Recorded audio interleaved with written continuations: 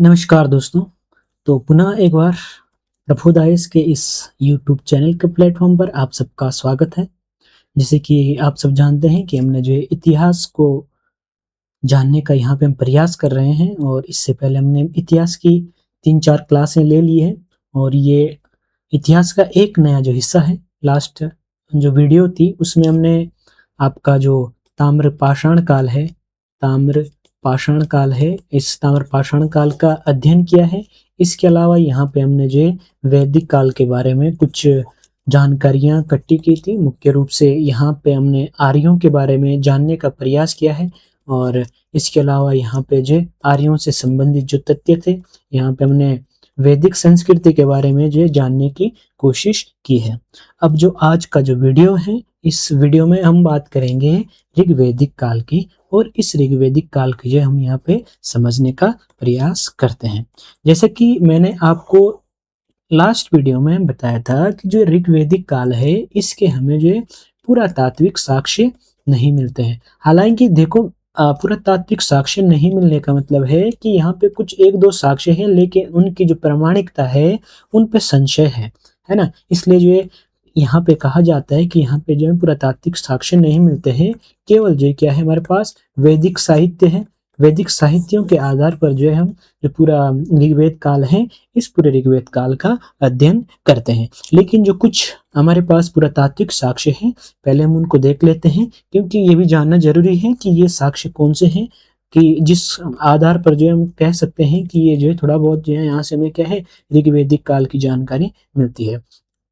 तो यहाँ पे सबसे पहले अगर हम बात करते हैं तो हमारे पास एक जो पुरातात्विक स्रोत हैं, उन स्रोतों की अगर हम बात करें, उनमें हमारे पास एक दो जो स्रोत हैं, प्रमुख स्रोतों में से अगर हम देखें तो यहाँ पे एक आपने सुना होगा वोगाज कोई अभिलेख। वोगाज कोई जो अभिलेख है, कहा जाता है कि ये जो है आपके 1400 बीसी के आसपास है और 1400 बीसी में तो आपका ऋग्वैदिक काल चलता है। और यहाँ पे जो बोगाज कोई अभिलेख है, यहाँ पर जो इंद्र, वरुण और मित्र, इन देवताओं का जो है यहाँ पे उल्लेख मिलता है। इस कारण से कहा जाता है कि यहाँ पे क्या हमें जो ऋग्वेद काल है उसके यहाँ पे साक्ष्य मिलते हैं। बस यहाँ पे हमें ये तीन चीजें देखने को मिलती है। इसके अलावा अगर हम बात करते हैं तो एक अन्य अभिलेख है जिसको जो कस्सी करके कहा जाता है, कस्सी अभिलेख। कस्सी भी इसका नाम है। इसके अलावा इसका एक दूसरा नाम है, उसको बोलते हैं कस्साइट। कस्साइट, ये कस्सी है, कस्साइट, ये दोनों नाम है। ये जो है आपके 1600 बीसी के आसपास का एक जो है आपका अभिलेख है। अगर हम इस अभिलेख की बात करते हैं तो यहाँ पे कहा गया है कि जो आर्य है, इसमें कहा गया है जो आर्य है, यहाँ पे क्या है, आर्यों की जो एक शाखा है यहाँ पे जो ईरान से जो यहाँ पे भारत में आई है। यहाँ पे बस इतना लिखा गया है कि जो आर्यों की एक शाखा है, ये क्या है, आपके जो ईरान है, ईरान का जो क्षेत्र है, यहाँ के क्षेत्र से जो क्या है भारत में आई है। और इसमें जो आपके एक तो जो उल्लेख मिलता है, एक है अरिसेन का, अरिसेन शब्द का उल्लेख मिलता है। इसके अलावा अगर हम यहाँ बात करते हैं तो यहाँ पे हमको सोमसेन, ये सोमसेन नामों का जो हमको हरिसेन और सोमसेन नाम के जो नाम है हमको जो है आपके कस्सी या फिर कसाई, कसाइड जो भी लेके यहाँ पे देखने को मिलता है। इसके अलावा अगर यहाँ पे हम बात करते हैं, यहाँ पे आपको कुछ शब्द हैं जिनको आप याद रखेंगे। एक है आपका शूयश, सूर्यश, हाँ सूर्यश पढ़ते इसको, सूर्यश शब्द हो गया, और मरुतश हो गया, मरुतश हो गया। इसके अलावा अगर हम बात करें तो यहाँ पे मग, इन शब्दों का भी उल्लेख मिलता है जिनको जो आर्यों से संबंधित बताया जाता है। और यहाँ पे जो ये कस्सी अभिलेख है, यहाँ पे जो आपकी जो वायु है, वायु के देवता किसको बता रखा है, यहाँ पे बुरी अश, यहाँ पे लिख देता हूं वायु के देवता बुरी अश, ये जो है यहाँ पे कहा गया है। कौन से अभिलेख में, कस्सी या कसाइट अभिलेख में। कब का है, 1600 बीसी का। यहाँ पे उल्लेख है आपका अरिसेन और सोमसेन का।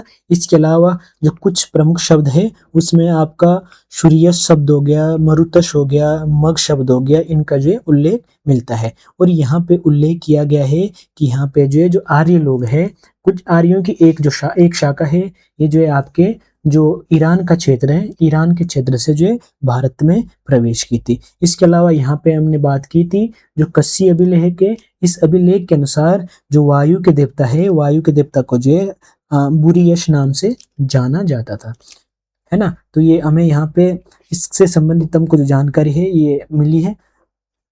इसके अलावा यहाँ पे अगर हम बात करते हैं तो चित्रित धूसर मृत भांड भी कहा जाता है कि हमें जो है कुछ जगहों पर जब उत्खनन कार्य किया जाता है या खुदाई की जाती है तो हमें जो है कुछ जो है चित्रित धूसर मृत भांड प्राप्त होते हैं जिनका संबंध जो है आपके ऋग्वेदिक काल से बताया जाता है। बस इतनी जानकारी है यहाँ की। इसके अलावा जो आपके अगर अन्य बात जानकारी की बात करते हैं तो जो हरियाणा है आपका, हरियाणा में जो आपके भगवानपुरा है यहाँ पे खुदाई की गई थी, तो यहाँ पे जो है एक 13 कमरों का मकान मिला है। और इसके अलावा जो पंजाब है, पंजाब से भी मुझे कुछ ऐसे ही 3 स्थान मिले हैं जिनका संबंध जो है आपके ऋग्वेद काल से बताया जाता है। इसके अलावा हमारे पास इस प्रकार की कोई भी जानकारी उपलब्ध नहीं है। जो हमारे पास जानकारी मिलती है वो जानकारी जो है मुख्य रूप से आपके जो ऋग्वेद है, ऋग्वेद से जो हमको यहाँ पे जानकारी प्राप्त होती है। तो बात करेंगे अब हम, जो हमारा मुख्य टॉपिक है, ये कुछ पॉइंट थे जो कि संभवतः आप लोगों को इसकी जानकारी होना आवश्यक है। हमने यहाँ पे जो बात की थी वो कोई अभिलेख की, कस्सी या कसाइट अभिलेख की, इसके अलावा मृत भांडों के संबंध में थोड़ी बहुत जानकारी हमने यहाँ पे, बस इसमें जानकारी की कुछ है नहीं, ऐसे कुछ पॉइंट में लेनी है। और इसके अलावा जो हरियाणा में 13 कमरों का जो मकान मिला है, इसके अलावा पंजाब में जो कुछ क्षेत्र मिले हैं, बस ये थोड़ी बहुत जो है हिंट देते हैं ऋग्वेदिक काल की। इसके अलावा और कोई ऐसा साक्ष्य नहीं है। और जो महत्वपूर्ण जानकारी है वो हमको कहाँ से मिलती है? वेदों से। वेदों से मुख्य रूप से बात करते हैं तो ऋग्वेद से जो हमको क्या है, ऋग्वेद से जो हमको जानकारी मिलती है। अब यहाँ पे अगर हम ऋग्वेद की बात करते हैं तो इसे जो क्या है आपके ऋग्वेदिक संहिता भी कहा जाता है ना। इसकी बात करते हैं ऋग्वेदिक संहिता की, तो इसमें जो मुख्य रूप से इसमें क्या है, 10 मंडल है। कुल कितने मंडल है यहाँ पे? 10 मंडल। इन 10 मंडलों की बात करते हैं तो यहाँ पे इन 10 मंडलों में जो 1028 सूक्त भी लिखे गए हैं। 10 मंडल है और 1028 सूक्त जो है यहाँ पे लिखे गए हैं। अगर हम इसके रचना की काल की बात करते हैं, जो ऋग्वेद है, इसका जो रचना का समय है, कहा जाता है कि 1500 से लेके 1000 ईसा पूर्व के आसपास जो है इसकी जो क्या है रचना की जाती है। इसीलिए जो है इसको एक सबसे अधिक प्रामाणिक स्रोत माना जाता है आर्यों के वैदिक काल के बारे में जानने के लिए। तो यहाँ पे अगर हम बात करते हैं मंडलों की, जैसे कि मैंने आपको बताया था कि इसमें कुल कितने मंडल है? 10 मंडल है। इन 10 में से अगर हम बात करते हैं मंडल 2 से लेके मंडल 7 तक, ये क्या है? सबसे प्राचीन मंडल जो है माने जाते हैं। सबसे प्राचीन मंडल जो है 2 से 7 तक को जो सबसे प्राचीन मंडल कहा जाता है। उसके अलावा जो पहला और 10वां मंडल है इसको जो है नवीनतम मंडल कहा जाता है। नवीन मंडल जो है कहा जाता है। तो यहाँ पे कुल कितने मंडल हैं? 10 मंडल। और सबसे प्राचीन है 2 से लेके 7 तक। अगर हम बात करते हैं ये 2 से लेके 7 तक के जो मंडल है, इन मंडलों को जो है जो इनकी जो रचना है ये मुख्य रूप से जो एक ही गोत्र के ऋषियों के द्वारा की गई थी। इसलिए जो है इस मंडल को, यानी 2 से लेके 7 तक के मंडलों के लिए जो एक शब्द प्रयोग किया गया है वो शब्द है आपका, इसके लिए एक शब्द प्रयोग हुआ था जिसको जो है गोत्र मंडल का क्या है? गोत्र मंडल। इसके लिए जो है गोत्र मंडल कहा जाता है। और गोत्र मंडल इसलिए कहा जाता है क्योंकि जो ये सातों जो 2 से लेके 7 तक थे, इनकी जो रचना है, मुझे जैसे कि मैंने बताया था कि ये जो है एक ही गोत्र के ऋषियों के द्वारा जो है इसकी रचना की जाती है। और यहाँ पे अगर हम बात करते हैं तो इन मंडलों की रचना जो जैसे कि कहा था कि एक ऋषि परिवार या फिर एक गोत्र के ऋषियों के द्वारा की गई थी। इसके अलावा अगर हम देखें तो हमारे जो एक धर्म है फारसी धर्म, फारसी धर्म में इनका जो प्रमुख ग्रंथ है वो है आपका अवेस्ता, जिंद अवेस्ता करके या जेंद अवेस्ता करके इनका एक ग्रंथ है। तो जो ये जिंद अवेस्ता है इसमें और ऋग्वैदिक कालीन जो देवता हैं इनमें जो है आपको समानता देखने को मिलेगी। जो इस ग्रंथ में कुछ बातें लिखी गई है और कुछ जो हमारे जो ऋग्वैदिक ग्रंथ में लिखी गई है उनमें जो है आपको कुछ समानताएं देखने को मिलती हैं। है ना। तो ये भी एक इम्पोर्टेंट पॉइंट बन जाता है। तो यहाँ पे पहले तो हम देखते हैं थोड़ा सा जो हमारे 10 मंडल है उनको देखेंगे और उनसे संबंधित जो ऋषि है या जिनके द्वारा इसकी रचना की गई है, ये कई बार प्रश्न बनते हैं। तो पहला अगर हम मंडल की बात करते हैं, पहले मंडल, तो इसकी जो रचना है ये इसके लिए माना जाता है, इसकी रचना जो है आपके दीर्घतमा ऋषि ने की थी, या फिर इसके लिए नाम दिया जाता है दीर्घतमा। एक आपके जो है दूसरे ऋषि थे मधु छंदा, मधु छंदा, याद रखेंगे, दीर्घतमा या मधु छंदा, इनके द्वारा जो है प्रथम मंडल की रचना की जाती है। ये मंडल है और ये क्या है, ऋषि हो गए, ठीक है। इसके अलावा सेकंड की बात करते हैं, जो दूसरा मंडल है, इस मंडल की जो रचना है ये जो है आपके गृत्सम, ये थोड़ा से नाम इनके गृत समद, याद रखें, गृत समंद, गृत समंद, या फिर एक दूसरे थे भार्गव, गृत समंद और भार्गव ऋषि के द्वारा जो है दूसरे मंडल की रचना की जाती है। इसके अलावा बात करते हैं हम तीसरे मंडल की, थर्ड जो मंडल है इसकी जो रचना है, ये जो है माने जाते हैं कि विश्वामित्र है, विश्वामित्र, इनके द्वारा जो तीसरे मंडल की रचना की जाती है। आपने गायत्री मंत्र के बारे में सुना होगा, तो यहीं पर जो इसका उल्लेख किया जाता है। तो फोर्थ मंडल की बात करते हैं, तो जो चतुर्थ मंडल है इसकी जो रचना है ये अत्रि ऋषि के द्वारा की गई है। और इसके अलावा फिफ्थ की बात करते हैं, तो जो पांचवा मंडल है इसकी रचना, यहाँ जो चतुर्थ है, पांचवें मंडल की अत्रि ने की है, और जो फोर्थ या चौथे मंडल की जो रचना है ये जो है आपके वामदेव के द्वारा की गई थी। इसके अलावा सिक्स्थ मंडल की बात करते हैं, तो इसकी जो रचना है ये जो है भारद्वाज के द्वारा की गई। और सेवंथ मंडल की बात करें तो सातवें जो मंडल है इसकी रचना की थी वशिष्ठ जी के द्वारा, वशिष्ठ जी के द्वारा जो सातवें मंडल की स्थापना की गई। और एट्थ की बात करते हैं, तो आठवें मंडल की जो स्थापना है ये की थी आपके कण्व के द्वारा, कण्व के द्वारा जो आठवें मंडल की स्थापना की गई है। अगर हम नाइन्थ की बात करते हैं, नौवें मंडल की, तो इसके लिए जो है दो ऋषियों को जाना जाता है, पौमान और अंगिरा, पौमान और अंगिरा। अगर मेरी राइटिंग समझ नहीं आ रही तो मेरे शब्दों पे ध्यान दे थोड़ा सा, पौमान और अंगिरा। और अगर हम 10वें की बात करते हैं, तो इसकी जो रचना है इसकी रचना की थी क्षुद्र सुक्तिय, क्षुद्र सुक्तिय, क्षुद्र सुक्तिय, याद रखेंगे, क्षुद्र सुक्तिय ऋषि और एक महासुक्तिय ऋषि। अब यहाँ पे जैसा मैंने बताया था आपको ये 10 ऋषि हो गए। तो यहाँ से आपके जो मंडल 2 से लेके मंडल 7 तक, इसके लिए क्या कहा गया है कि जो ये मंडल है इनको जो है एक नाम दिया गया है, ये क्या है, गोत्र मंडल, इनको जो है गोत्र मंडल भी कहा जाता है। और जैसे कि मैंने बताया था कि गोत्र मंडल क्यों कहा जाता है, कि ये जो सब ऋषि है ये लगभग जो है इनको जो एक ही परिवार से कहा जाता है ना, इसलिए जो इसको गोत्र मंडल भी कहा जाता है। तो ये थी हमारे पास यहाँ पे ऋग्वेद से संबंधित जो हमारे मंडल है उसकी जानकारी हमने यहाँ पे ले ली है। इसके बाद अब यहाँ पे हम देखते हैं जो इनका भौगोलिक विस्तार था, कहाँ कहाँ ये लोग रह रहे थे, उसके बारे में हम यहाँ पे जानने का प्रयास करते हैं। अगला टॉपिक है हमारा भौगोलिक विस्तार।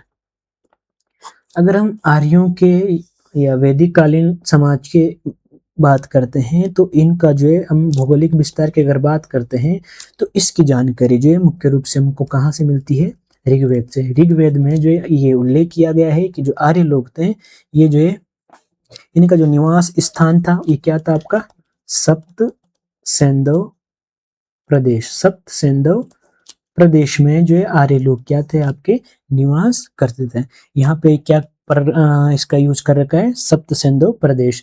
अब यहाँ पे जो सप्त सेंधव प्रदेश है इसमें जो विद्वानों में अभी तक मतभेद है कि जो सप्त सेंधव प्रदेश है ये कौन सा क्षेत्र है। हालांकि आज का जो पंजाब का क्षेत्र है, अगर हम भारत और पाकिस्तान के जो दोनों जो पंजाब का क्षेत्र है उन दोनों को मिला दिया जाए तो कहा जाता है कि यही जो क्षेत्र है इसको जो है उस समय सप्त सेंधव प्रदेश के नाम से जाना जाता था। यानी जो आधुनिक जो पंजाब है उसको जो क्या है, सप्त सेंधव प्रदेश कहा जाता था। अब सप्त सेंधव का मतलब क्या हो गया, 7 नदियों का क्षेत्र, सात नदियों का क्षेत्र। यहाँ पे जो है 7 नदियां हुआ करती थी, इसलिए इसको जो सप्त सिंधु प्रदेश कहा गया है। अभी यहाँ पे जो 7 नदियों की बात की जाती है तो इनमें भी जो है एक मतभेद है। ऋग्वेद में जो है अगर आप बात करते हैं तो यहाँ पे जो है अगर हम बात करते हैं जो आर्य थे इनका जो इसके अलावा अगर हम बात करते हैं सप्त सिंधुओं में तो हो गया, इसके अलावा जो है अब जो अफगानिस्तान का क्षेत्र हो गया, अफगानिस्तान हो गया आपका।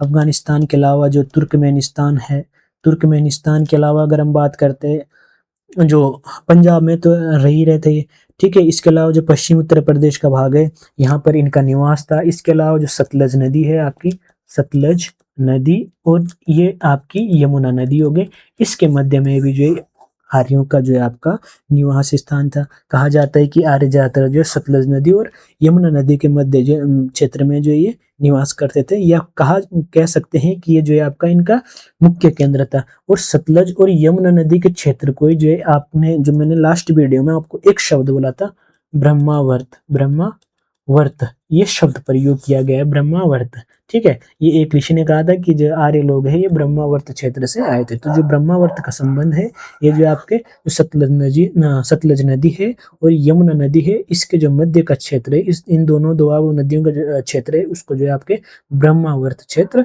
कहा जाता है। तो अगर इसकी बात करते हैं तो आपका जो आज का वर्तमान का उत्तराखंड है, हिमाचल प्रदेश है और कुछ पंजाब का जो भाग है ये आपके इस क्षेत्र के अंतर्गत आता है। तो यहाँ से हमने बात की है इनकी। तो इसके अलावा देखो यहाँ पे जो सतलज और यमुना के अलावा यहाँ पे अफगानिस्तान का क्षेत्र हो गया, तुर्कमेनिस्तान का क्षेत्र हो गया, इन क्षेत्रों में जो है ये निवास कर रहे थे। इसके अलावा जो अरावली का क्षेत्र है, हिमालय क्षेत्र है, और इसके अलावा जो तिब्बत है, इन सब में जो कहा जाता है कि जो आर्य लोग थे ये लोग जो है निवास करते थे। अब यहाँ पे अगर हम बात करते हैं ऋग्वेद में जो है नदियों का अधिक उल्लेख किया गया है। मुख्य रूप से अगर हम यहाँ देखें तो कुल जो 25 नदियों का उल्लेख किया गया है। इससे एक बात तो समझ आती है, जो उस समय का समाज था नदियों को जो है महत्व दिया करता था, ये नदियों को क्या है पवित्र मानता था। अब यहाँ पे भी कुछ नदियों का जो उल्लेख आपको बार बार देखने को मिलता है, जिससे कहा जा सकता है कि ये नदियां जो उस समय की पवित्र नदियां थी। 25 नदियों में से अगर हम बात करते हैं सिंधु की, तो सिंधु नदी का उल्लेख जो सबसे अधिक बार किया गया है 36 बार।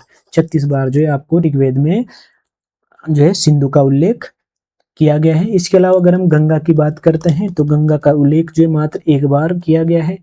इसके अलावा यमुना की बात करते हैं तो यमुना का भी जो इसमें उल्लेख किया गया है और इसका जो है कुल 3 बार उल्लेख किया गया है। इससे एक चीज तो समझ आती है, जो आर्य लोग थे मुख्यतः जो क्या है जो सिंधु का जो क्षेत्र है उसके आसपास ही कहीं जो इनका निवास रहा होगा, इसलिए जो है यहाँ पे बार बार जो है सिंधु नदी का जो है उल्लेख किया जाता है। लेकिन अगर इनकी पवित्रतम नदी की बात की जाए तो पवित्रतम नदी में जो है कहा जाता है कि ये सरस्वती नदी को जो है उस समय की सबसे पवित्र नदी माना गया है, ठीक है। और इसे जो है नदीत्मा शब्द प्रयोग इसके लिए किया गया है, नदीत्मा, नदीत्मा जो है कहा गया है। और अगर हम बात करते हैं, अब देखो ऐसे शब्द आ गए कि नदीत्मा का मतलब क्या होता है, तो याद रहना चाहिए कि नदीत्मा का मतलब होता है नदियों की माता, नदियों की माता। याद रखेंगे नदीत्मा का मतलब हो गया नदियों की माता। और नदीत्मा किसके लिए प्रयोग किया गया है, सरस्वती के लिए। और सरस्वती कौन है, उस समय की सबसे पवित्र नदी, किस समय की, ऋग्वैदिक काल की। और इसका उल्लेख कहाँ किया गया है, आपके ऋग्वेद में, है ना। तो यहाँ पे अब हम कुछ प्रमुख ऋग्वैदिक कालीन नदियों को भी पढ़ेंगे, उनके बारे में जानेंगे कि वो कौन कौन सी नदियां थी जो कि ऋग्वेद काल में जो है जिनका उल्लेख किया गया है। मुख्य रूप से अगर हम यहाँ पे देखते हैं वैदिक कालीन नाम देखते हैं नदियों का, उस समय क्या नाम था, और वर्तमान नाम की भी बात करेंगे, वर्तमान नाम, जिससे जो है कंपेयर करना हमारे लिए क्या हो जाएगा, आसान हो जाएगा। और जो है आप इनको आसानी से समझ सकते हैं कि कौन सी नदी को जो है किस नाम से जाना जाता था। तो सबसे पहले अगर हम बात करते हैं, शुरुआत करेंगे पुरुषिणी, एक नदी थी पुरुषिणी। पुरुषिणी ये आप साथ में लिखते जाएंगे, अक्सर जो देखो ये प्रश्न बनेंगे, इनकी संभावना रहती है कि ये प्रश्न पूछा जाता है कि निम्न नदियों का क्या है, आपको मिलान करने के लिए आता है कई बार। तो अगर आपने पढ़ा है तो आसानी से जो है आप इसको कर सकते हैं। तो पहली नदी है पुरुषिणी, जिसको जो है वर्तमान में रावी नदी के नाम से जानते हैं। पहली नदी हो गई पुरुषिणी और इसको जानते हैं रावी नाम से। और दूसरी नदी की अगर हम बात करते हैं तो दूसरी नदी है शतुद्री। यहाँ पे लिखूंगा मैं दूसरी नदी का नाम शतुद्री। और शतुद्री का जो वर्तमान नाम है, इसको वर्तमान नाम में जानते हैं किस नाम से? सतलज नदी के नाम से। प्राचीन नाम शतुद्री और वर्तमान नाम क्या है? सतलज। इसके अलावा अगर हम बात करते हैं, तीसरी नदी है आपकी चेनाब, और चेनाब को बोलते थे अस्किनी। अस्किनी नाम से जो चेनाब नदी को जाना जाता है। चेनाब, चेनाब को बोला है अस्किनी पुरुषिणी। रावी याद रखेंगे, शतुद्री का मतलब हो गया सतलज, अस्कनी का मतलब हो गया चेनाब। और एक चौथी जो नदी है वो है वितस्ता। वितस्ता, जिसको वर्तमान में क्या बोलते हैं? व्यास नदी। व्यास नदी के लिए एक शब्द प्रयोग किया गया है, सॉरी व्यास नहीं, ये माफ करना मेरे को, व्यास के लिए अलग शब्द है। वितस्ता का मतलब झेलम। झेलम नदी के लिए क्या है? वितस्ता प्रयोग किया गया है। और पांचवी जो नदी है वो है व्यास। और व्यास नदी के लिए जो शब्द प्रयोग किया गया है वो है विपाशा। विपाशा या विपाशा, जो भी आप याद रख सकते हैं वो आपने याद रखेंगे। इसके अलावा एक नदी है गोमती। गोमती, जिसका वर्तमान नाम क्या है? गोमल नदी। गोमल जो इसको कहा जाता है। इसके अलावा जो दूसरी नदी है, एक है कुंभा, कुभा नदी या कुंभा नदी, और ये वर्तमान नाम है इसका काबुल। जो काबुल नदी है, इसको प्राचीन काल में कुंभा कहा जाता था। इसके अलावा एक और है सदानीरा। सदानीरा, और सदानीरा नीरा किसके लिए प्रयोग किया गया है? गंडक के लिए। गंडक नदी को जो है सदानीरा कहा गया है। इसके अलावा अगर हम और नदियों की बात करते हैं तो इसमें एक है क्रुमु नदी। क्रुमु किसके लिए कहा गया है? कुर्रम के लिए। तो अगर आप इन नदियों को अगर देखेंगे तो ये सब नदियां जो है, आप अभी तक जितनी भी देखे इनमें से मैक्सिमम सब क्या है? जो सिंधु नदी है उसकी सहायक नदियां हैं। अब जो यहाँ पे पहुंच गए हम सिंधु नदी, तो इसको उस समय भी सिंधु बोलते थे और आज भी क्या बोलते हैं? सिंधु नदी कहा जाता है। इसके अलावा अन्य नदियों को देखते हैं तो इसमें एक है सरस्वती। सरस्वती, और सरस्वती का वर्तमान नाम है आपका सरस्वती। सरस्वती, और 12वीं है हमारे पास दृशदत्ती। और दृशदत्ती किस नदी के लिए प्रयोग किया गया है? घग्गर नदी के लिए। तो ये कुछ प्रमुख नदियां हैं जिनके जो है यहाँ पे हमने नाम देख लिए हैं। हमने यहाँ पे इनके वर्तमान नाम और प्राचीन नामों का यहाँ पे उल्लेख किया है। जो जो नाम उस समय प्रयोग किए गए थे एक बार फिर से देखेंगे। पुरुषिणी कहा गया है रावी नदी के लिए। शतुद्री जो शब्द है, शतुद्री का प्रयोग किया गया है सतलज के लिए। और इसके अलावा अगर मैं अस्कनी की बात करता हूँ तो अस्कनी प्रयोग की गई है चेनाब के लिए। चेनाब नदी का नाम था अस्कनी। अगर वितस्ता आता है तो वितस्ता है झेलम नदी का नाम। और इसके अलावा अगर विपाशा आता है तो विपाशा शब्द प्रयोग किया गया है व्यास नदी के लिए। वहीं अगर गोमती आता है तो गोमती शब्द प्रयोग किया गया है गोमल नदी के लिए। इसके अलावा कुंभा नदी की बात करें तो कुंभा जो है काबुल के लिए प्रयोग किया गया है। इसके अलावा अगर हम सदानीरा की बात करते हैं तो ये शब्द किसके लिए है? गंडक के लिए।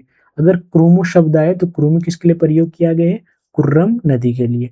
सिंधु के लिए जो है सिंधुई नाम प्रयोग किया गया था। इसके अलावा सरस्वती नाम प्रयोग किया गया था सरस्वती के लिए। और दृशदत्ती, दृशदत्ती प्रयोग किया गया था घग्गर नदी के लिए।